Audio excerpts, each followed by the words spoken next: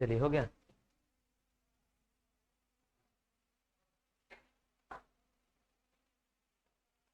सभी लोगों को गुड मॉर्निंग, जो भी लोग ऑनलाइन हैं, जो लोग ऑफलाइन। तो ये बैच आपका आज से क्या हो रहा है, स्टार्ट हो रहा है। और ये एक फाउंडेशन बैच है, ठीक है। जैसे कि आपको बताया गया होगा कि ये कैसा बैच है, ये फाउंडेशन बैच है। इतना पतला काहे चल रहा है?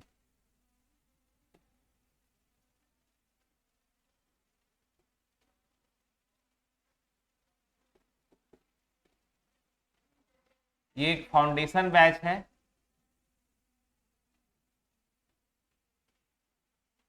और ये जो बैच है वह हर एग्जाम को कवर करेगा। अब कारण वजह सब जानते हैं, हर एग्जाम। जैसे मान लीजिए अगर आप झारखंड के हैं तो आप सोचिए कि हम जेएसएससी का ही फोकस करेंगे, तो जेएसएससी का स्थिति आप देख रहे हैं, ठीक है, कि 10 साल से अभी तक एग्जाम क्लियर नहीं हो पाया, नहीं ना हुआ है जी। तो ये जो बैच आपका है वह हर एक, जितने भी जनरल कंपटीशन के एग्जाम होंगे, जितने भी जनरल कंपटीशन या वनडे एग्जाम होंगे, हर एक एग्जाम को ये कवर करके बताया जाएगा, पढ़ाया जाएगा। जैसे जो सबसे टॉप एग्जाम में आता है वो आता है क्या, एसएससी। तो एसएससी सेंट्रल लेवल का एसएससी, ठीक है, जिसमें एसएससी जितने भी एग्जाम लेती है, जैसे एसएससी जो एग्जाम लेती है वह बहुत सारे एग्जाम को लेती है। जैसे अगर आप बात करोगे तो सबसे ग्रेजुएट लेवल का एग्जाम आता है इसमें सीजीएल, ठीक है। उसके बाद इसमें आप देखोगे तो इसमें फिर एग्जाम आता है एलडीसी, ठीक है, एलडीसी लोअर डिवीजन क्लर्क। फिर इसमें जो एग्जाम आता है ये 12th लेवल पे होता है, ये ग्रेजुएट लेवल पे होता है। इसके बाद इसमें अगर 10th लेवल पे जाओगे तो एग्जाम आता है एमटीएस, आता है ना। फिर और बहुत सारे छोटे छोटे एग्जाम आते हैं, जैसे जीडी का एग्जाम हो गया, एसएससी लेता है, जीडी हो गया, और बहुत छोटे छोटे एग्जाम आएंगे, जीडी लिख लो। इसके अलावे जीडी, इसके अलावा इसमें जितने भी और एग्जाम बनेंगे, एक एग्जाम आता है ग्रेजुएट लेवल पे सीपीओ। जैसे आप स्टेट गवर्नमेंट दरोगा लेती है ना, दरोगा, जो आप दरोगा बनते हैं, सेम सेंट्रल गवर्नमेंट जो होता है वह सीपीओ का एग्जाम लेती है, सेंट्रल पुलिस ऑफिसर, ठीक है, सीपीओ का एग्जाम लेती है। तो इस एग्जाम को भी इसमें कवर नहीं, एसएससी जितने भी एग्जाम लेती है उसको सारे को हम कवर करेंगे। इसके अलावे स्टेट लेवल में अगर आओगे तो आप जिस भी स्टेट का तैयारी कर रहे हो, मान लो अब तो ऐसा है कि आप अदर स्टेट का भी फॉर्म भर सकते हो, तो अगर आप बीएसएससी का तैयारी करोगे तो उसको भी हम ये कवर करेंगे। अगर आप झारखंड एसएससी का तैयारी करोगे तो उसको भी हम कवर करेंगे, ठीक है। ध्यान रखिएगा, लगभग हर एक का सिलेबस सेम होता है, केवल झारखंड एक ऐसा राज्य है जहां पे सिलेबस में थोड़ा सा क्या है, अलग है, क्योंकि यहाँ लैंग्वेज में आपको पढ़ना है और अलग से आपको झारखंड भी पढ़ना है। लेकिन बिहार एसएससी वगैरह का जो एग्जाम होता है उसमें आपका जो एसएससी का सिलेबस होगा वही सिलेबस यहाँ सेम ये फॉलो करता है, केवल इंग्लिश को छोड़ के। इसके बाद ये आपका हो गया पूरा एसएससी का सेगमेंट, ये पूरा का पूरा किसका सेगमेंट हो गया, एसएससी का सेगमेंट। फिर अगर आप रेलवे पे जाओगे तो रेलवे भी जितना एग्जाम लेता है, ग्रेजुएट लेवल से लेके 10th लेवल तक, ग्रेजुएट लेवल +2 लेवल या 10th लेवल तक जितना भी एग्जाम लेता है उसको भी इस बैच में कवर कराया जाएगा, ठीक है। उसके बाद आपका बैंक हुआ। अब थोड़ा सा हम बैंक के बारे में बता दें कि जो बैंक का सिलेबस होता है, देखो मैथ तो सब में सेम रहेगा, जो मैथ आपको पढ़ाया जाएगा बैंक में, नॉर्मली मैथ जो पूछे जाते हो ज्यादातर सिंप्लीफिकेशन से ज्यादा सवाल पूछे जाते हैं, यानी नंबर सिस्टम आप बोल सकते हो कि नंबर सिस्टम से ज्यादा सवाल पूछे जाते हैं मैथ में। इसके अलावा इसमें इंग्लिश का लेवल अच्छा होता है, ठीक है। तो हम इसमें बैंक को भी कवर कर ले होंगे। इसमें जीए आपसे पूछा जाता है, करंट अफेयर से ज्यादा सवाल बनते हैं इसमें, तो उसको भी कवर कराया जाएगा। तो ये बैच मिला जुला के आपका एक कंप्लीट फाउंडेशन बैच है जो हर एग्जाम को लेके पढ़ाया जा रहा है। इसका मेन वजह यह है कि अगर आप किसी एक एग्जाम पे फोकस करोगे तो उस एग्जाम की गारंटी नहीं है कि वो एग्जाम कब होगा, चाहे वो आप सेंट्रल, जैसे तो सेंट्रल गवर्नमेंट इधर रेगुलर कर दिया एसएससी का एग्जाम, हाँ भले वैकेंसी को क्या किया है, कम किया है, लेकिन एग्जाम को क्या किया है, रेगुलर किया है। आप अगर अच्छे से पढ़ रहे हैं, आपको तो सीधा एक सीट से मतलब है, तो अगर आप अच्छे तरीके से रेगुलर कंटिन्यू पढ़ रहे हैं तो आपका कहीं ना कहीं हो जाएगा। ये बैच गारंटी आपको देता है, बशर्ते आपको पढ़ना पड़ेगा। ठीक है, अब क्या है कि हम पढ़ा रहे हैं, आप कुछ कर ही नहीं रहे, आपको लग रहा है कि एग्जाम तो है ही नहीं। आप सोचिएगा जेएसएससी का एग्जाम, आप बताइए जेएसएससी से लोग 10 साल तक जेएसएससी का तैयारी करते रह गए, लेकिन अंतोगत्वा जेएसएससी का एग्जाम तो हुआ, लेकिन क्या हो गया, एग्जाम पेपर लीक होने की वजह से रद्द हो गए।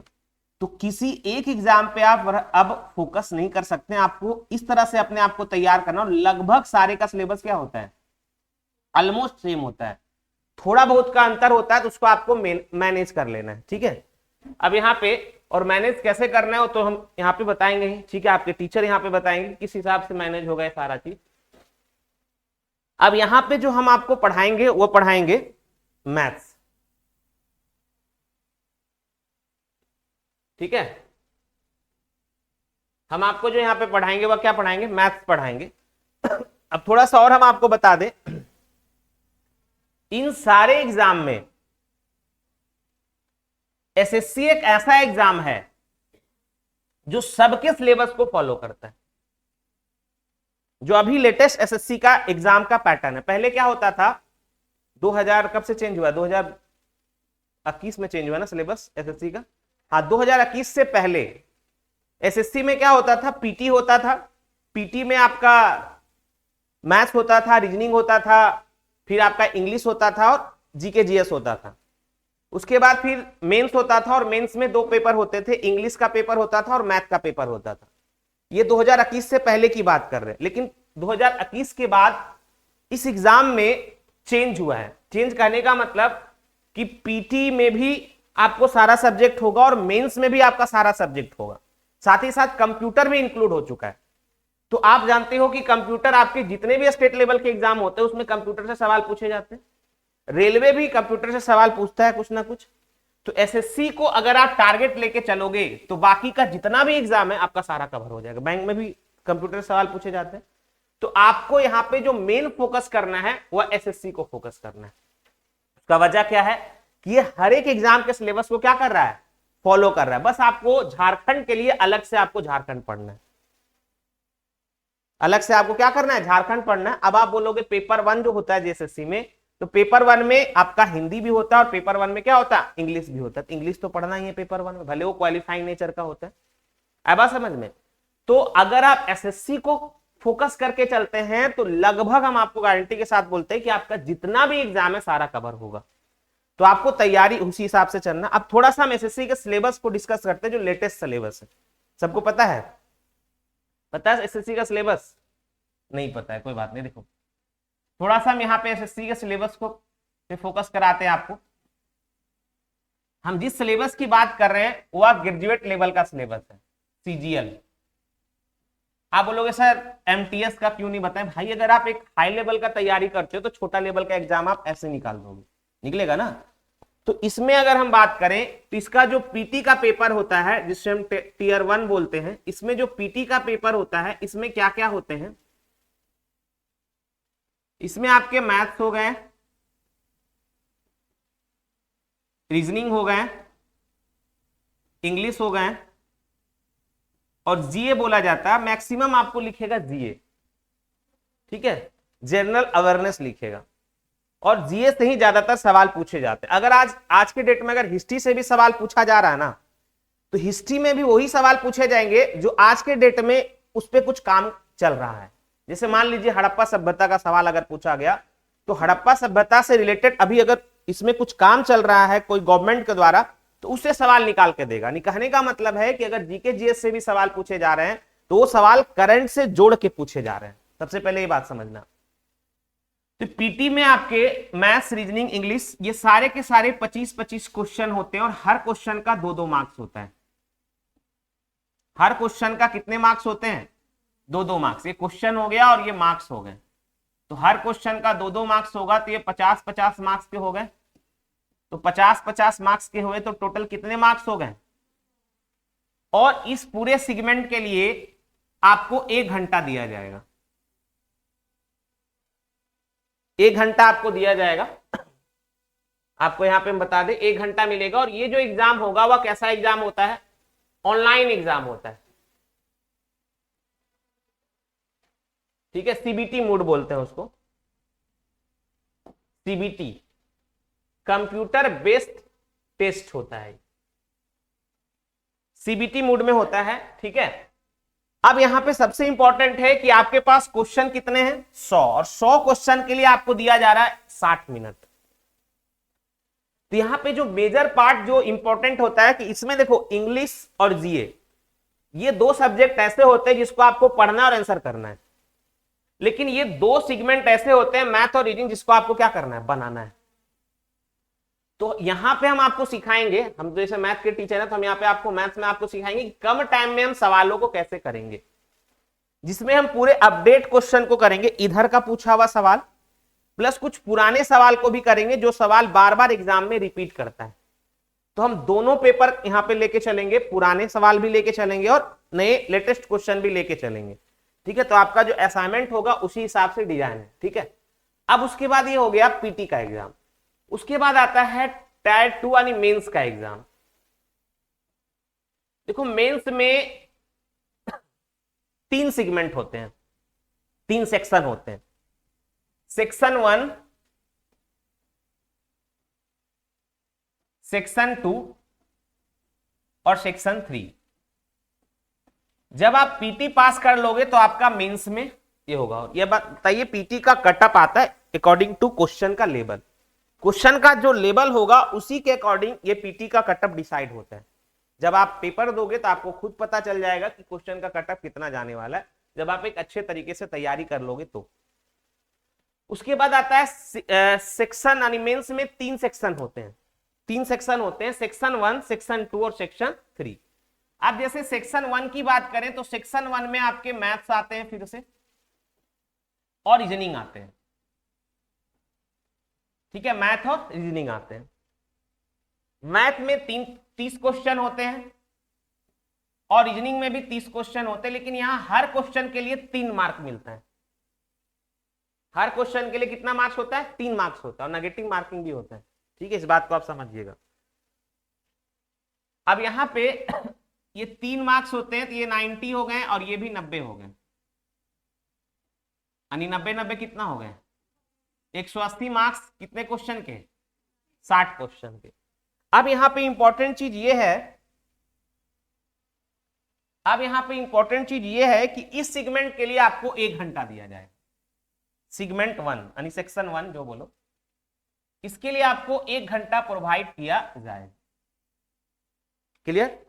उसके बाद सेक्शन 2 में अगर आप आओगे, थोड़ा जगह ले रहे, अगर आप सेक्शन 2 में आओगे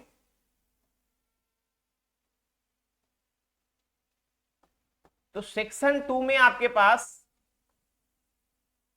2 पेपर आएंगे। एक पेपर आएगा इंग्लिश का, वापस से देखो इंग्लिश आ गया, और एक पेपर आएगा जीए का, जनरल अवेयरनेस का, सेक्शन 2 में।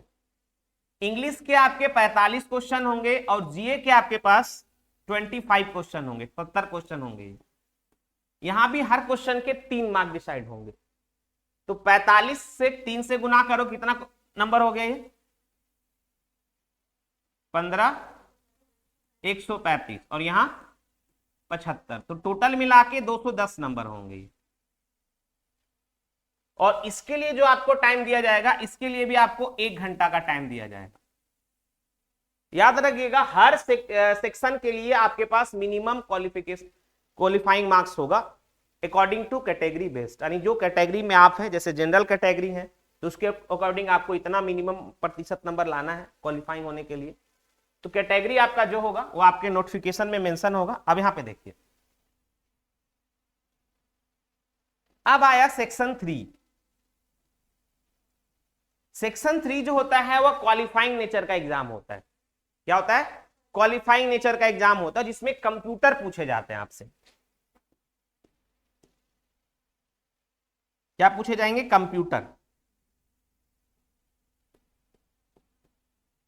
और इसमें कितने होते हैं कंप्यूटर के क्वेश्चन, 20 क्वेश्चन होते हैं और पर क्वेश्चन 3 मार्क्स के होते हैं। ये 60 मार्क्स के हो गए, ये क्वेश्चन और ये मार्क्स। ये जो होता है वह क्वालिफाइंग इन नेचर होता है, मतलब इसमें सिर्फ क्वालिफाइंग करना है, इसके नंबर आपके ओवरऑल में नहीं जुटेंगे। क्वालिफाइंग नेचर का मतलब ये होता है। मतलब ये केवल क्वालिफाइंग नेचर का होता है, इसका जो नंबर है वह ओवरऑल में आपका क्या होगा, नहीं जुटेगा। ठीक है, ये बात समझिएगा। इतना होने के बाद इसके बाद होता है डाटा एंट्री के लिए एक स्पीड टेस्ट होता है। ठीक है, क्या होता है, स्पीड टेस्ट होता है। तो वहां पे जब आप जाओगे, जब ये हो जाएगा तो आपको उसके बाद स्पीड टेस्ट देना होगा। तो स्पीड टेस्ट यानी जो डाटा एंट्री के लिए होता है, वो शायद आपको कुछ वर्ड लिखने के लिए, टाइपिंग के लिए होंगे। आप हिंदी में भी दे सकते हैं और इंग्लिश में भी दे सकते हैं। तो मेन जो आपको पढ़ने वाला चीज है ये इतने हैं, पीटी मेंस।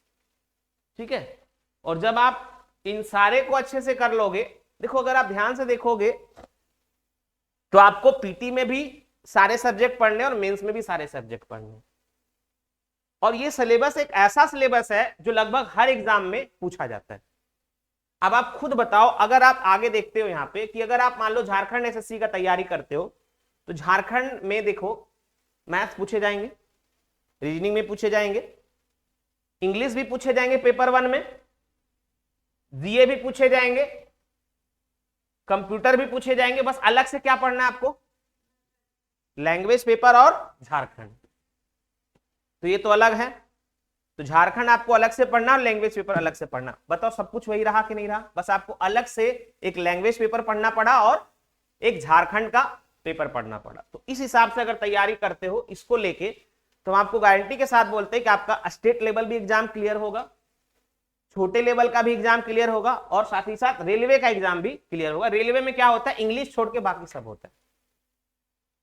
रेलवे का अगर आप बात करोगे तो क्या होगा, इंग्लिश छोड़ दिया जाए तो ये पूरे के पूरे यही सिलेबस होते हैं। जो पीटी का सिलेबस है ना, केवल इंग्लिश छोड़ दो, कहां गया, केवल इंग्लिश छोड़ दो, ये सारे होंगे। बस एक कंप्यूटर को भी जोड़ लो, यहाँ पे कंप्यूटर से भी सवाल पूछे जाते हैं रेलवे में, तो ये चीज है।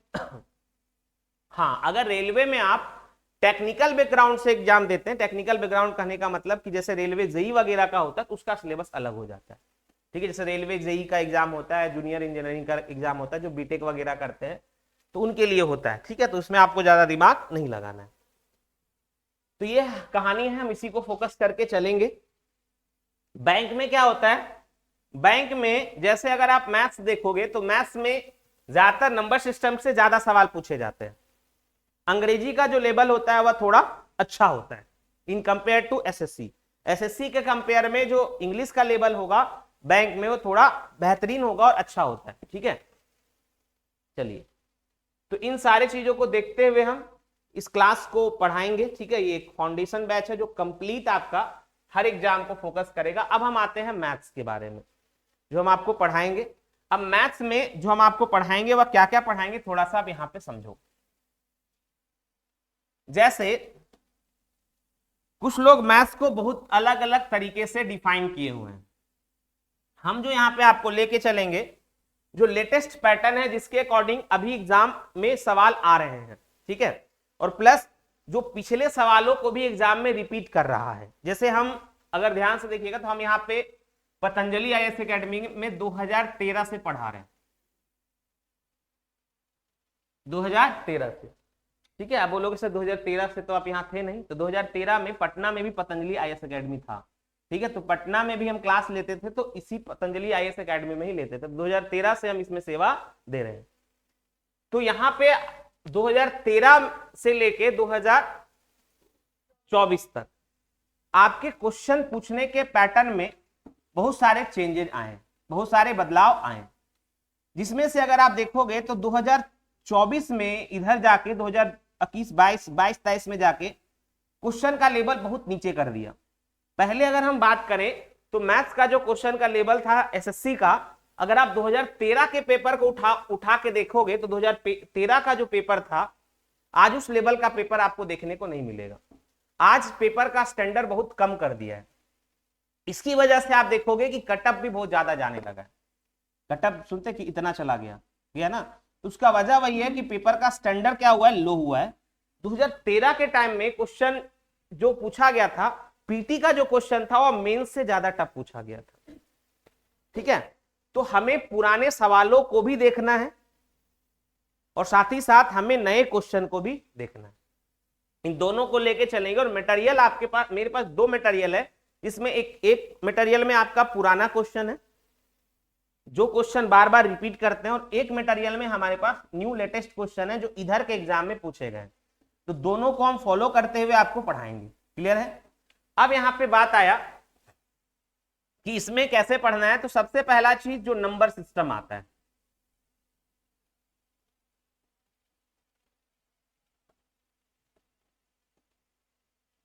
ये नंबर सिस्टम आता है। अब अगर हम नंबर सिस्टम, जिसको हम बोलते हैं हिंदी में संख्या पद्धति, संख्या पद्धति, क्या बोलते हैं इसको? संख्या पद्धति।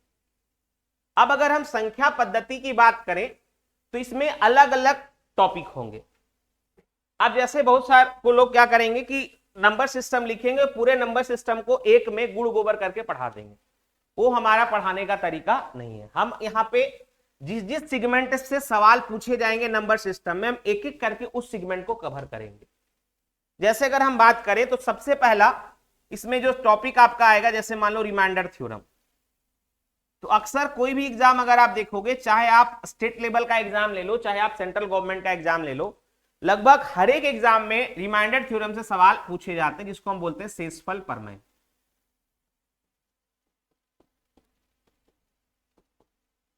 उसके बाद इसी में आप आओगे तो आपका आएगा यूनिट डिजिट, इसको बोलते हैं हम इकाई अंक। इकाई अंक से लगभग हर एग्जाम में सवाल पूछे जाएंगे।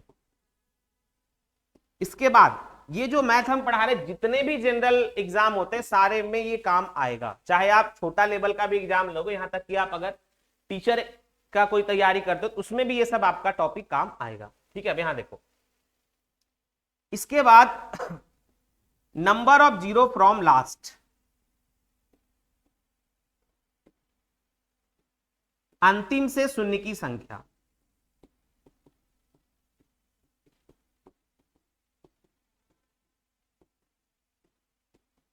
इसी तरह फिर आएगा डिवाइजर, भाजक।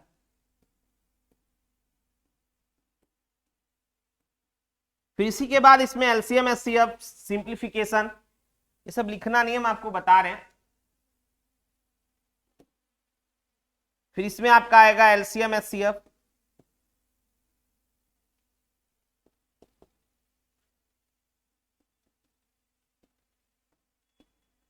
फिर आप आओगे, आगे बढ़ोगे तो इसमें आएगा सर्ट्स एंड इंडिसेस, घातांक और करनी बोलते हैं इसको। ठीक है, बायलिंगुअल होगा इसलिए आप टेंशन ना ले।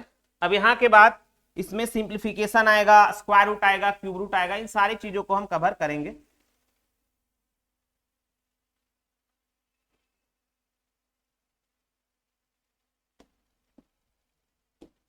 ऐसे ही सिंप्लीफिकेशन आएगा,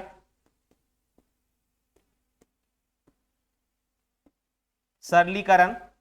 ठीक है, इसमें और भी वो जो छोटे छोटे टॉपिक है सारे आएंगे, फ्रैक्शन आएंगे, स्क्वायर रूट आएंगे, क्यूब रूट आएंगे। ठीक है, इन सारे टॉपिक को हम इस नंबर सिस्टम में कवर कर रहे होंगे। अब थोड़ा सा हम आपको बता दें कि जो नंबर सिस्टम होता है और जो एडवांस मैथ होते हैं, उसके बाद का सेगमेंट मान लो एडवांस मैथ की अगर हम बात करें,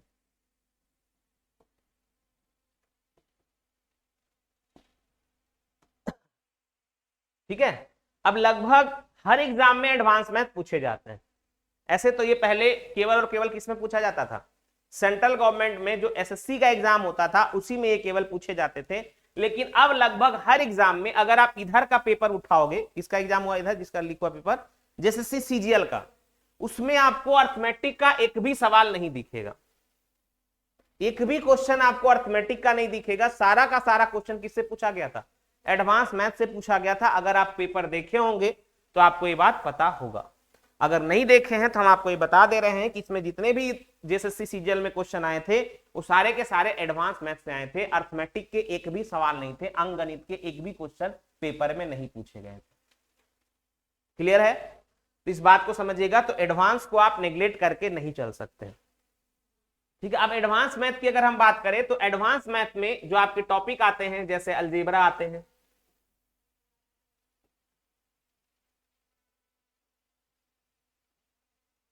बीज गणित बोलते हैं इसको। ठीक है, उसके बाद अगर आप आगे बढ़ोगे तो ट्रिगो आते हैं,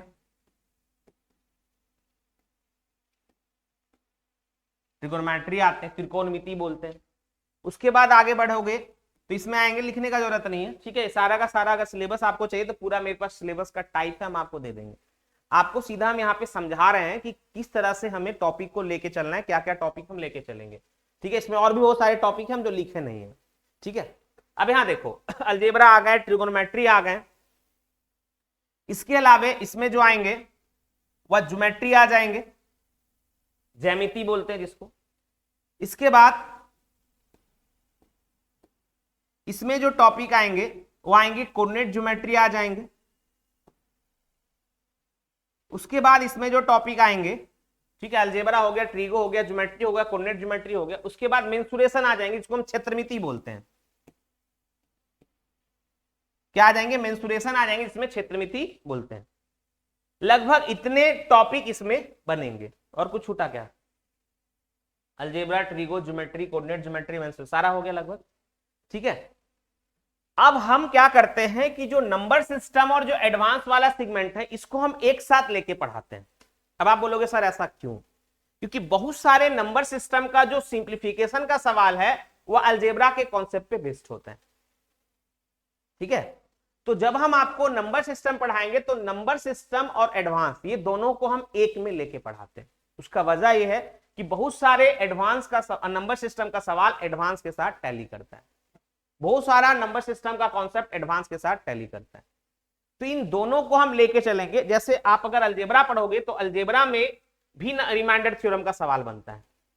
तो जब हम रिमाइंडर थ्योरम आपको पढ़ा रहे होंगे तो अलजेब्रा का जो रिमाइंडर थ्योरम बनेगा शेषफल पर में बनेगा, हम इसको यहीं पे पढ़ा देंगे, नंबर सिस्टम में ही पढ़ा देंगे।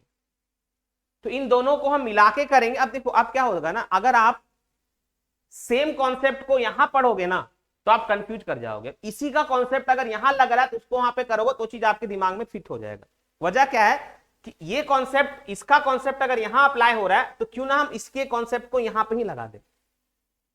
इससे फायदा क्या होगा कि आपको ज्यादा टॉपिक भी नहीं लगेगा, ये नहीं लगेगा कि आपको बहुत पढ़ना है, आपको लगेगा कि इसी टाइप से तो ये भी बन जा रहा है, ठीक है। अब जैसे क्या है कि आप हर एक सवाल के लिए अगर आप अलग अलग कॉन्सेप्ट पढ़ोगे तो आप बताओ, एक तो आपका कॉपी भी मोटा होगा, प्लस आपके दिमाग में भी लोड बढ़ेगा कि हमको ये भी याद रखना है, ये भी याद रखना है।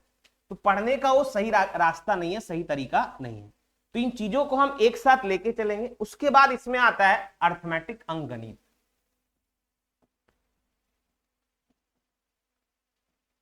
अंकगणित, अर्थमेटिक जिसको बोलते हैं। अब कुछ लोग को लगता है कि जो अर्थमेटिक होता है वह, इसमें तो सर बहुत टॉपिक है, हर बुक में, कोई सी बुक में आपको 24 टॉपिक दिखेगा, किसी बुक में आपको 20 टॉपिक दिखेगा, और कोई कोई बुक ऐसा है जिसमें आपको 30+ टॉपिक भी दिखेंगे। तो अंकगणित में हम आपको लेके चलते हैं कि अर्थमेटिक मात्र कितने टॉपिक हैं? 2 चैप्टर है। आप बोलोगे सर 2 चैप्टर कैसे हैं? तो अर्थमेटिक में 2 सेगमेंट होते हैं, ठीक है। इसको छोटा कर रहे थोड़ा। अर्थमेटिक में मात्र 2 सेगमेंट होते हैं और इसी 2 सेगमेंट में ही कहानी खत्म है। इसके 2 पार्ट होते हैं, हम जो पढ़ाएंगे आपको 2 पार्ट करके पढ़ाएंगे। अगर हम पार्ट 1 की बात करें, अगर हम पार्ट 1 की बात करें तो इसके पार्ट 1 में होते हैं परसेंटेज वाला पार्ट, प्रतिशत, और इसके पार्ट 2 में जो होते हैं वह होते हैं टाइम एंड वर्क वाला पार्ट। टाइम एंड वर्क का मतलब समय और काम। अर्थमेटिक में मात्र यही 2 टॉपिक हैं। अगर आप इस 2 टॉपिक को कवर कर लोगे तो पूरा संपूर्ण अर्थमेटिक आपके पास होगा। और उसमें जो सबसे मेजर पोर्शन होता है जिसको हम पूरे अर्थमेटिक का राजा बोलते हैं, जैसे होता है ना किसी साम्राज्य को चलाने के लिए राजा होता है, अब तो राजा वाला कहानी खत्म हो गया, अब तो प्रधानमंत्री होते हैं, ठीक है। तो उसी तरह से अर्थमेटिक को चलाने के लिए जो किंग होता है वह क्या होता है? परसेंटेज होता है। इसी टॉपिक पे आप पूरा का पूरा अर्थमेटिक बेस्ड है, अगर आप सही तरीका से पढ़ोगे तो।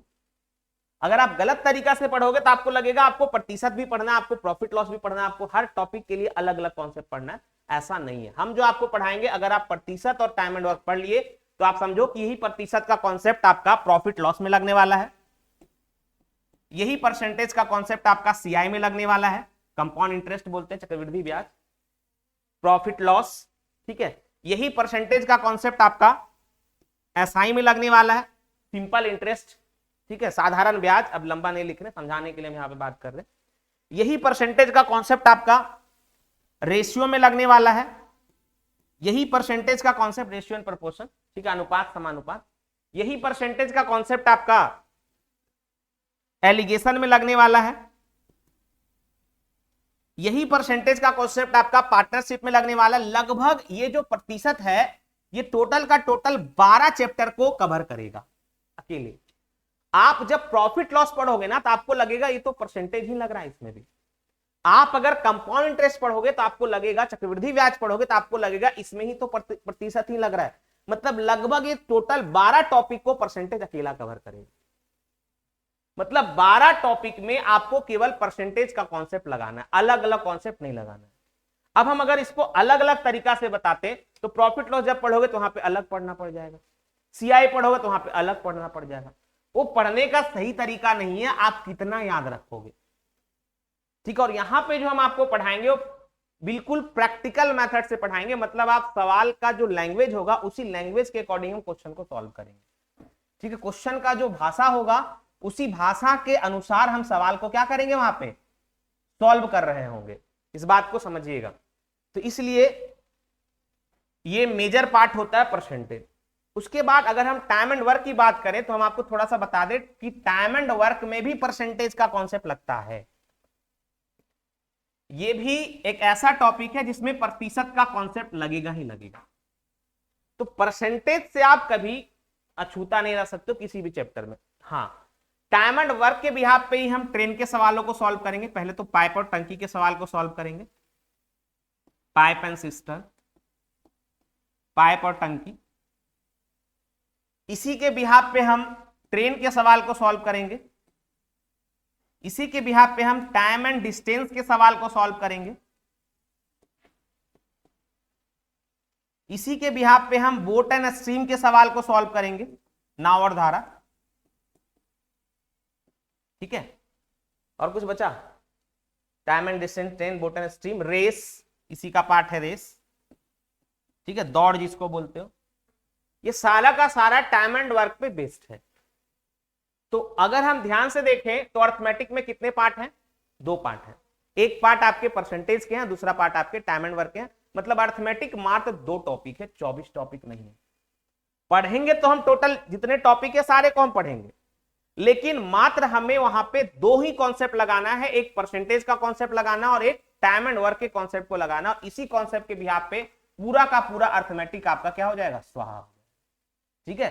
तो ये पूरा का पूरा मैथ है। इसके अलावे इसमें और भी चीज आपको पढ़ना है, जैसे इधर का जो एग्जाम, इधर का जो सिलेबस था, पहले तो इतना ही सिलेबस था, लेकिन अब आपको इसमें प्रोबेबिलिटी भी ऐड कर दिया है, जिसको हम प्रायिकता बोलते हैं। तो ऐसे हालांकि प्रोबेबिलिटी हम पहले भी पढ़ाते थे, प्रोबेबिलिटी आपके बैंक के एग्जाम में पूछे जाते हैं, परमुटेशन कॉम्बिनेशन भी आपको पढ़ना है जो आपके बैंक के पेपर में पूछे जाएंगे, ठीक है। तो यहां पे और रेलवे में भी अब पूछा जाता है।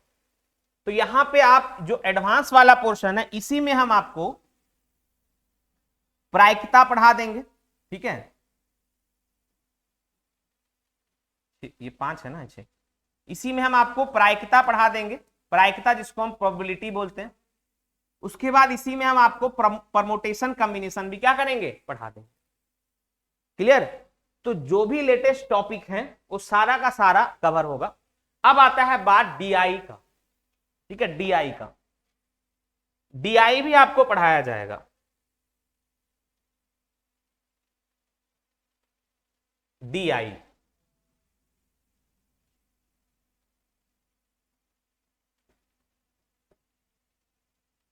ठीक है। डीआई का मतलब हुआ, जैसे आप देखते होंगे टेबल वाला डीआई, मतलब इस टाइप का सवाल बनता है। पहले छोटा छोटा सवाल से बनते थे कि इस टाइप का टेबल आपको देता था, इस टाइप का टेबल बना के देता था, इसको हम ऐसे करके, और आपसे बोलता था क्वेश्चन, इसमें 4-5 क्वेश्चन पूछे जाते थे। एक इसमें आता है पाई चार्ट, ये बार ग्राफ हो गया, पाई चार्ट से सवाल पूछे जाएंगे। इसके बाद एक इसमें आप देखिएगा, जब आप मैच वगैरह देखते हो क्रिकेट मैच, तो इस टाइप का आपको इस तरह दिखेगा, यहां बिंदा रहेगा, यहां रहेगा, फिर ऐसे रहेगा, ऐसे रहेगा, ऐसे रहेगा, require run rate, current run rate, इस टाइप का आपको देखते होंगे क्रिकेट मैच के। अगर आप शौकीन है तो इस टाइप का आपको दिखता होगा ग्राफ। तो इन सारे ग्राफ को भी हम पढ़ेंगे और इन सारे ग्राफ से जो सवाल बनते हैं उनको भी हम देखेंगे, ठीक है। तो पूरा का पूरा कंप्लीट मैथ का सिलेबस यही है, जिसमें हम पूरे सिलेबस तो नहीं लिखे हैं, जो जो जिस टाइप से बनता है उसको हमने यहाँ पे कवर किया। अगर हम पूरा सिलेबस लिखेंगे तो पता चला कि पूरा का पूरा सिलेबस से ही आपका बोर्ड भर गया और आप कुछ पढ़े नहीं, ठीक है। तो ये आपका यहाँ पे जो मैथ आपका चलेगा इस हिसाब से चलेगा, मैथ में हम सारे पोर्शन को कवर करेंगे और हर एग्जाम को लेके करेंगे, ठीक है। हो गया, इसमें किसी को कोई दिक्कत? ठीक है, सिलेबस भी समझ गए आप कि एसएससी का सिलेबस को हम मेजर पार्ट लेके चलेंगे, ठीक है। हालांकि अदर एग्जाम में जो भी पार्ट आपको अलग से पढ़ना है उसको भी हम पढ़ाएंगे, ठीक है, अलग से। ऐसे तो मैथ में लगभग हर एग्जाम में यही सिलेबस है, ठीक है। हाँ, आप जैसे मान लीजिए जीके जीएस आप पढ़ते हैं तो वहां पे सर आपको झारखंड भी पढ़ा देंगे अलग से, तो सारा चीज तो है ही, ठीक है। अब मैथ में लगभग जितने भी वनडे एग्जाम होंगे लगभग उन सारे का सिलेबस सही होगा। अब आप एडवांस, जैसे बहुत आदमी सोचते हैं सर हमारे एग्जाम में तो अर्थमेटिक ही पूछा जाता है, लेकिन आप देख लो कि इधर जो झारखंड एसएससी का एग्जाम हुआ था उसमें क्या पूछा गया था, क्या पूछा गया था? एडवांस ही पूछा गया था। हाँ, एक और एग्जाम जो आपका छूटा यहाँ पे लिखना हम भूल गए, दरोगा का एग्जाम, ठीक है। तो इसमें दरोगा भी कवर होगा, यही दरोगा का भी सिलेबस है। पेपर 1 वहां भी है, पेपर 2 वहां भी है, मैथ आपको यही पढ़ना है वहां भी। और उसका भी एग्जाम कौन लेगा? अगर आप झारखंड से हैं तो जेएसएससी लेगा, ठीक है, इस बात को समझिएगा। तो यहां भी हम, यहां पे ऐसा नहीं सोचिएगा कि सर दरोगा तो लिखे नहीं, भाई दरोगा भी लिख लो कहीं, ऐसा ही हम आपको पहले ही बता चुके हैं कि सीपीओ का मतलब सेंट्रल गवर्नमेंट का दरोगा, ठीक है। और ये जो एसआई का मतलब हुआ कि ये जो दरोगा आप बनोगे कहां बनोगे? स्टेट गवर्नमेंट में बनोगे। लेकिन स्टेट गवर्नमेंट में मान लीजिए ये फिक्स नहीं है कि आपका एग्जाम होने के बाद उसका ज्वाइनिंग हो भी पाएगा कि नहीं हो पाएगा, या फिर से वो रद्द हो जाएगा या पेपर लीक हो जाएगा। इसलिए मेन जो फोकस है वो अगर आप सीपीओ का करते हैं तो ज्यादा बेस्ट। अगर आप दरोगा के शौकीन है तो, अगर आप स्टेट गवर्नमेंट के करते हैं तो स्टेट गवर्नमेंट भी होगा, एक लेवल लेके चलोगे तो स्टेट गवर्नमेंट का दरोगा तो निकलेगा ही निकलेगा। तो अगर एक एग्जाम अच्छा से तैयारी करते हो तो इसका भी निकलेगा। अब इसमें क्या दिक्कत है, अगर आप इसी को फोकस लेके करोगे ना तो क्या दिक्कत होगा, वही सीजीएल वाला हाल हो जाएगा, जो 10 साल से अभी तक एग्जाम कंप्लीट नहीं हो पाया। तो ये अब आप किसी एक स्टेट पे फोकस करके अपना तैयारी नहीं कर सकते हैं। उसका मेन वजह क्या है, आप खुद आपके सामने है, ठीक है। 2015 में भरे हुए फॉर्म अभी तक गवर्नमेंट क्लियर नहीं कर पाई। ये केवल झारखंड स्टेट का बात नहीं, अभी थोड़ा बिहार ठीक ठाक हो गया। इसके अलावा आप यूपी में भी वही हाल है। यूपी का एग्जाम हुआ 2-3 दिन पहले, कौन सा एग्जाम था? यूपी ट्रिपल एस ऐसा कुछ था, उसका भी पेपर क्या हुआ? लीक हो गया। तो स्टेट गवर्नमेंट के एग्जाम पे आप 100% भरोसा नहीं कर सकते कि हम इसी एग्जाम का तैयारी करते रहे 10 साल से और हम बैठे रहे, तो फिर पता चला कि आप बैठे रह जाएंगे, आपका समय भी चला जाएगा, आपका एज भी निकल जाएगा। इसीलिए आपको हर एग्जाम यहां पे फोकस करना है। अगर आप दरोगा के शौकीन है, आपको दरोगा ही बनना है, तो आपको सीपीओ को भी फोकस करना है, ठीक है। बस यहां पे आपको थोड़ा सा इंग्लिश ज्यादा पढ़ना पड़ेगा, ठीक है। सीपीओ का पुराना एसएससी का सिलेबस है, जैसे पहले जो हम बताए थे ना एसएससी का पुराना सिलेबस, कि टीयर 2 में क्या पूछे जाते थे? मैथ और इंग्लिश पूछे जाते थे। तो सीपीओ का टीयर 2 में मैथ और इंग्लिश ही है, ठीक है। तो इस बात को आप समझिएगा। तो इसीलिए अगर आप सोचते हैं कि हम दरोगा ही फोकस करेंगे तो फिर स्टेट का ही दरोगा, तो फिर आप वहां फंसोगे। इसलिए हम आपको यही सजेस्ट करेंगे कि आप उसके साथ सेंट्रल वाला भी दरोगा यानी सीपीओ का भी फोकस करके चलो। क्लियर है बात? ठीक है, चलिए। तो आज हम कुछ ऐसे सवालों को ले रहे हैं, आज हम आपका टॉपिक स्टार्ट नहीं कर रहे हैं, आज हम कुछ आपको ऐसे क्वेश्चन को ले रहे हैं जिससे आपको पता चले कि मैथ जो है एक ही तरीका से लगभग हम बहुत सारे चैप्टर में घुस सकते हैं, ठीक है। जैसे कुछ क्वेश्चन लिखिए,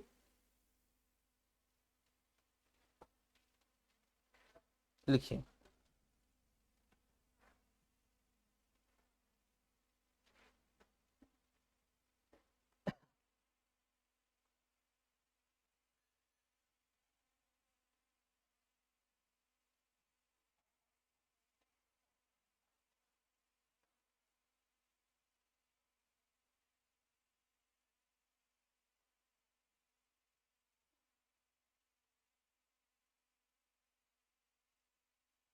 लिखिए क्वेश्चन।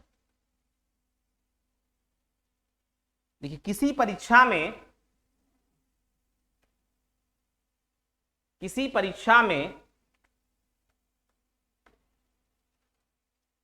प्रत्येक सही उत्तर के लिए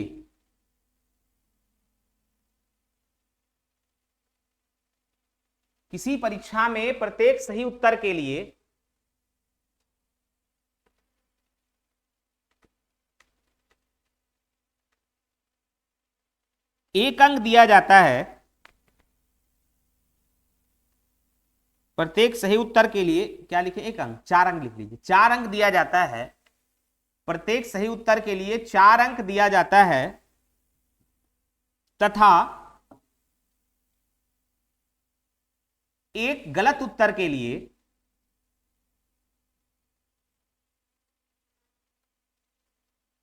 एक अंक खो देता है।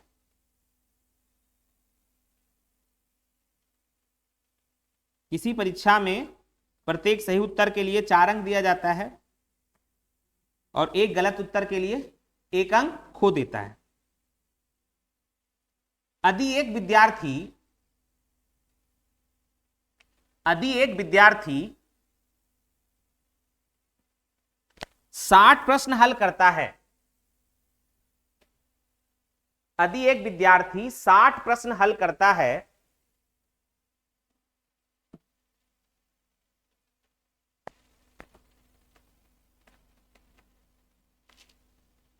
यदि एक विद्यार्थी 60 प्रश्न हल करता है तथा 130 अंक प्राप्त करता है, यदि एक विद्यार्थी 60 प्रश्न हल करता है तथा 130 अंक प्राप्त करता है, तब वह कितने प्रश्नों का सही उत्तर देता है? तब वह कितने प्रश्नों का सही उत्तर देता है?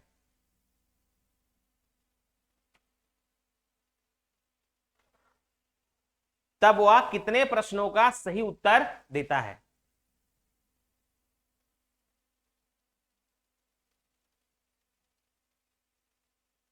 तब वह कितने प्रश्नों का सही उत्तर देता है? ठीक है, क्या बोला? किसी परीक्षा में प्रत्येक सही उत्तर के लिए कितना नंबर मिलता है? 4 नंबर मिलता है। और एक गलत उत्तर के लिए कितना नंबर खोता है? वह 1 नंबर खोता है। बोल रहा एक विद्यार्थी कितने प्रश्नों का सही उत्तर देता है? एक विद्यार्थी 60 प्रश्न हल करता है, ठीक है, और 130 अंक प्राप्त करता है। तो बोल रहा बताओ उसने कितने सही क्वेश्चन बनाए? ये सवाल है। देखो अब हम यहां पे आपको बता रहे आपका जो पुराना तरीका है उसके अकॉर्डिंग आप इस सवाल को कैसे बनाओगे। और एक विद्यार्थी ऐसे होंगे जो चीजों को सीखे होंगे, उन सवालों को देखते ही आंसर मार के निकल जाएंगे। तो 2 रास्ते आपके पास हैं, क्योंकि जिस एग्जाम का आप तैयारी कर रहे हो वहां पे टाइम का वैल्यू है कि आप कम समय में क्वेश्चन को कैसे सॉल्व करेंगे। उसके लिए आपको सवाल को बनाने का प्रैक्टिकल अप्रोच आना चाहिए। हम ये नहीं बोल रहे कि ट्रिक आना चाहिए, ट्रिक से आप एग्जाम पास नहीं कर सकते हो, क्योंकि ट्रिक में क्या होता है कि हर क्वेश्चन के लिए अलग अलग ट्रिक होगा। लेकिन अगर आप सवाल को प्रैक्टिकल अप्रोच से बनाओगे, मतलब प्रैक्टिकल कॉन्सेप्ट से अगर सवाल को सॉल्व करोगे, क्वेश्चन के हर एक लैंग्वेज को पढ़ते हुए क्वेश्चन को अगर सॉल्व करोगे तो क्वेश्चन जल्दी भी बनेगा और क्वेश्चन आपका मतलब हर क्वेश्चन आप उसके तरीके से बना सकते हो। अब हम यहाँ पे आपको पुराना तरीका बता रहे हैं, ट्रेडिशनल मेथड बता रहे हैं सवाल को सॉल्व करने का। जैसे सवालों को सॉल्व करने का जो ट्रेडिशनल मेथड है, जैसे अगर हम आपसे बोले कि एक परीक्षा है जिसमें प्रत्येक सही उत्तर के लिए 4 नंबर मिल रहा है और एक गलत उत्तर के लिए 1 अंक हो रहा है, और एक विद्यार्थी 60 क्वेश्चन को हल करता है और टोटल 130 नंबर मिलता है उसको, तो आपसे पूछा जा रहा है कि बताओ उसने कितने सही क्वेश्चन को बनाया। कि ना सवाल। तो मान लो 60 क्वेश्चन का एग्जाम है और इसी 60 क्वेश्चन में सही और गलत बनाया होगा, हाँ ना बोलो। तो इसी 60 क्वेश्चन में उसने सही और गलत बनाया होगा। ये 60 क्वेश्चन है, तो अगर हम पुराना तरीका से बनाए तो मान लो सही क्वेश्चन की संख्या x, तो गलत क्वेश्चन की संख्या कितनी होगी? x प्लस कैसे? 60 क्वेश्चन में सही x है तो गलत कितना होगा? 60 माइनस एक्स होगा ना भाई, अगर सही वाला घटा दोगे तो जो बचेगा वो गलत वाला ही होगा। आपको पता है अगर वो सही क्वेश्चन बनाता है तो एक प्रश्न के लिए कितना मिलता है उसको, 4 नंबर मिलता है। तो एक प्रश्न के लिए 4 नंबर, सही क्वेश्चन का संख्या एक्स है तो एक्स प्रश्न के लिए 4x नंबर मिलेगा उसको, बोलो मिलेगा। अब आ जाओ, अब गलत प्रश्नों की संख्या, यानी अगर वो गलत बनाता है तो कितना नंबर खोता है, एक नंबर खो देता है, नेगेटिव हो जाता है। तो एक नंबर खो देता है और टोटल इतने क्वेश्चन है तो इतना नंबर वो खो देगा। इतना लाया उसमें से इतना खो दिया, माइनस कर दिया, इतना लाया और उसने इतना क्या कर दिया, खो दिया। तो मिला के लाया कितना वो टोटल 130 लेके आया, बोलो कोई दिक्कत। अब आप हमें बताओ, ये हमारा हो गया 4x, ये हमारा हो गया -60, ये हमारा हो गया minus minus plus x equal to 130। अब आप हमें बताइए ये 4x है और ये x है तो टोटल कितने हुए, 5x हुए। और यहां से ये 60 उधर चला गया तो 130 प्लस 60 बराबर कितने हो गए, 190 हो गए। तो यहां से अगर हम निकालेंगे तो यहां से काटेंगे, 5 तिया 15, बचा कितना, तो x का मान आ गया 38। आपसे सही प्रश्नों की संख्या पूछा, सही क्या माने थे x, तो x का मान यहां से 38, तो उसने 38 क्वेश्चन क्या किया, सही बनाया। युक्त सवाल को सॉल्व करने का ट्रेडिशनल मेथड है, पुराना मेथड है, जिसे हमें एग्जाम, इसको लगा के हम एग्जाम क्लियर नहीं कर पाएंगे। ये तो बेसिक है, ये आपको समझने के लिए है बेसिक, ठीक है, प्लीज समझिएगा। ये जो बेसिक अभी लिखना नहीं है, समझना है पहले। ये बेसिक केवल और केवल आपको समझाने के लिए है। लेकिन हम जो अब इस क्वेश्चन को बनाएंगे कोई ट्रिक से नहीं बनाएंगे, हम इस क्वेश्चन को प्रैक्टिकल अप्रोच से सॉल्व करेंगे। जैसे देखो कुछ लोग को देखिएगा उसको मैथ का कोई ज्ञान नहीं होता है, हालांकि वो पढ़ा लिखा भी नहीं होता है। जैसे मान लीजिए कोई रिक्शा वाला है तो कुछ रिक्शा वाला पढ़ा लिखा भी होता है, कुछ नहीं पढ़ा लिखा होता है, ऐसा होता है। लेकिन आप देखिएगा उसको जो जोड़ने का तरीका है, उसका जो आप उसको पैसा दीजिएगा, जैसे मान लीजिए आप गए सवारी के रिक्शा का, आपका फेयर हुआ 15 रुपया, आप उसको 500 का नोट दिए, ठीक है, वो आपको जो घुमाएगा, जितना तेजी में आप कैलकुलेट नहीं कर पाइएगा, उससे तेज से वो कैलकुलेट करके आपको पैसा घुमा देगा। आप सब्जी वाला ही ले लीजिए, क्या हर एक सब्जी वाला पढ़ा लिखा होता है क्या, लेकिन उसका जो कैलकुलेशन पावर होगा वो आपसे तेज होगा, होता है।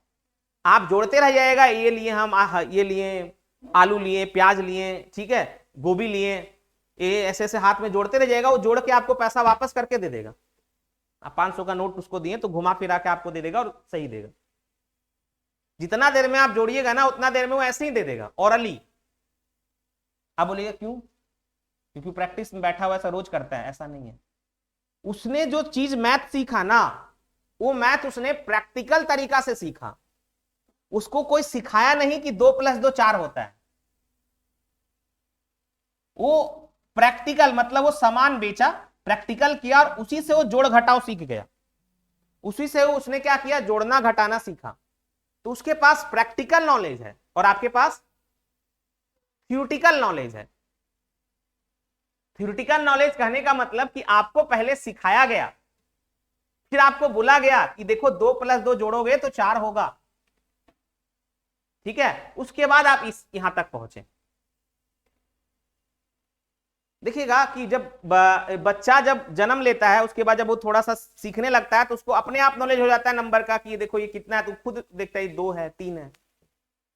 तो वो चीज वो क्या कर रहा है, उसको प्रैक्टिकली दिखाया जा रहा है, तो प्रैक्टिकली सीख रहा है। लेकिन उसके बाद जैसे ही वो बड़ा होता है आपको किताब थमा दिया जाता है, ये किताब है, ऐसे ही पढ़ना है, ठीक है, ऐसे ही पढ़ना है कि देखो ये 4 गो चित्र बना देगा, एक में कुछ दे दिया, एक में कुछ दे दिया, बोलेगा बताओ ये कितना है गिन के, तो ऐसे गिनेगा वो। तो पढ़ने का जो ट्रेडिशनल तरीका है उस पर नहीं जाना है। रिक्शे वाले ने कैसे सीखा, सब्जी वाले ने कैसे सीखा, उस चीज को प्रैक्टिकली वह कर रहा है, तो आप उसका जो कैलकुलेशन है वो आपसे ज्यादा फास्ट हो गया। तो यहां भी हम इस क्वेश्चन को प्रैक्टिकली सोचेंगे। अब कैसे सोचेंगे प्रैक्टिकली, आई दिखाते हैं। जैसे मान लो कितने प्रश्न थे, 60 प्रश्न थे। अब इंपॉर्टेंट बात है कि 60 क्वेश्चन थे और हर एक क्वेश्चन का कितना मिल रहा था नंबर। अब सोचो कि अगर वह सब सही बनाया होता, जैसे 60 क्वेश्चन है सर, अगर वह हर क्वेश्चन सही बनाया होता तो कितना नंबर मिलता उसको? 240 मिलता। लेकिन मिला कितना भाई? मिलता उसको 240, लेकिन मिला कितना? 130 मिला। मतलब कितना नंबर कम मिला? 110 नंबर उसको कम मिला। ध्यान दीजिएगा, अगर वह सब क्वेश्चन 60 क्वेश्चन का एग्जाम था ना, पहले समझना फिर कॉपी करना है। हम मेरे क्लास में ही करिएगा, क्योंकि आपका दिमाग दो काम नहीं कर सकता, या तो समझ सकता है या तो कॉपी कर सकता है। तो 60 क्वेश्चन का एग्जाम है मेरे भाई, और 60 में से अगर वो 60 सही बनाया होता ना, तो उसको 60 इंटू 4 240 नंबर मिल रहा होता। लेकिन उसको मिला कितना? 130 मिला। कितना नंबर कम मिला? अब हम आपसे पूछेंगे 110 नंबर कम उसको क्यों मिला भाई? क्योंकि उसने गलत भी बनाया होगा। 110 नंबर कम उसको क्यों मिला? क्योंकि उसने गलत भी बनाया होगा। आप बताओ, अगर वह एक गलती करता है तो कितना नंबर खोता है मेरे भाई? अगर वह एक गलती करता है तो जो 4 नंबर आने वाला है वो भी गया, और एक नेगेटिव भी हो गया, तो टोटल 5 नंबर खोता है या नहीं खोता है बताओ? अगर वह एक क्वेश्चन गलत करता है तो टोटल कितना का नुकसान होता है उसको? 5 नंबर का नुकसान होता है। तो टोटल उसको 110 नंबर का नुकसान ही तो हो रहा है। टोटल उसको 110 नंबर का नुकसान ही तो हो रहा है। तो आप बताओ, 5 अंक का नुकसान होता है एक क्वेश्चन पे, तो 110 अंक का नुकसान कितना क्वेश्चन पे होगा? 110 बटा 5, 22 प्रश्न पे। इसका मतलब 22 हुआ, क्या किया होगा? गलत किया होगा ना, नुकसान हो रहा है तो 60 में अगर वो 22 गलत किया तो 60 में से 22 घटाओगे तो कितना आएगा? 38 आएगा। 60 में से 22 घटाओगे तो कितना आएगा? 38 आएगा। मतलब 38 हुआ, क्या किया होगा? क्या पेन लगाना पड़ा क्या? वापस से फिर से देखिए, 60 क्वेश्चन का एग्जाम है, अगर वह सब सही बनाता तो कितना नंबर लाता? 60 गुना 4 240 लाता। लेकिन उसने लाया कितना? कितना कम लाया? 110 नंबर ही क्यों लाया? क्योंकि उसने, मतलब 110 कम लाया। 110 कम क्यों लाया? क्योंकि उसने क्या किया? गलत बनाया। अगर वह एक क्वेश्चन गलत करता है कितना खोता है? 5 नंबर खोता है। 110 नंबर, अगर वो 110 नंबर का नुकसान हो रहा है तो कितना क्वेश्चन गलत किया होगा? 110 बटा 5, 22 प्रश्न गलत किया होगा कि नहीं किया होगा? तो 60 क्वेश्चन में अगर वो 22 गलत कर दिया तो सही कितना किया होगा? 60 में से 22 घटाएंगे तो 38 सही किया होगा। अब लिख के दिखा देते हैं, लिखना भी आपको आना चाहिए कि बाद में सर पढ़ना भी है। ठीक है, तो ये हुआ सवाल को डायरेक्ट बना। जब सीख जाओगे ना तो आपको पेन भी नहीं लगाना पड़ेगा। तो इस तरह से हमें चीजों को सीखना है। ये सवाल बनाने का प्रैक्टिकल अप्रोच है, और ये सवाल बनाने का ट्रेडिशनल मेथड है।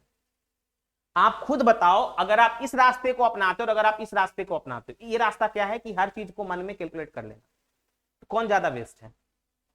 ये वाला रास्ता बेस्ट है, और इसी का नाम कंपटीशन है कि आप क्वेश्चन को कितना जल्दी सॉल्व करते हैं, खासकर वनडे एग्जाम, इसी का नाम है। ठीक है, कम टाइम में आपको सवालों को सॉल्व करना है, क्योंकि आपको कितना मिनट मिल रहा है? 1 घंटे में। अगर हम मेंस पीटी का बात करें तो 1 घंटे में 200 सवाल आपके पास, 60 मिनट 200 सवाल, और 60 मिनट में 200 सवाल आप इस मेथड से करके नहीं सॉल्व कर सकते, नहीं बना पाओगे। ये बात समझिए। इसलिए आपको ना ट्रिक पे फंसना है, आपको सवाल बनाने का कौन सा तरीका आना चाहिए? प्रैक्टिकल तरीका आना चाहिए, प्रैक्टिकल अप्रोच आना चाहिए। ठीक है, अब यहां पे जैसे अगर हम थोड़ा सा ध्यान दें, तो अगर वह सब सही बनाता, लिख देते थोड़ा समझाने के लिए लिखने, अगर वह सब सही बनाता तो कितना लाता? एक क्वेश्चन का 4 नंबर, तो 60 क्वेश्चन का 240 नंबर लाता। उसने लाया 130। कितना कम लाया?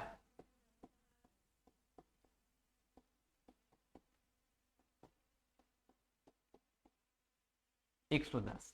110 कम क्यों लाया? गलत बनाया। हम ये लिख दे रहे हैं ताकि आप बाद में बनाए।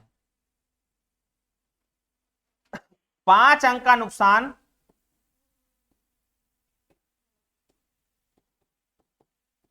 एक प्रश्न पर, तो 1 अंक का नुकसान 1/5 प्रश्न पर। ठीक है, तो कितना अंक का नुकसान? 110 अंक का नुकसान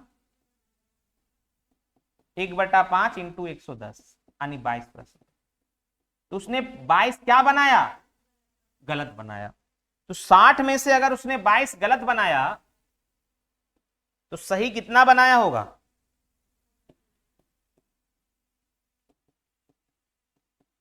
60 माइनस 22 यानी कितना?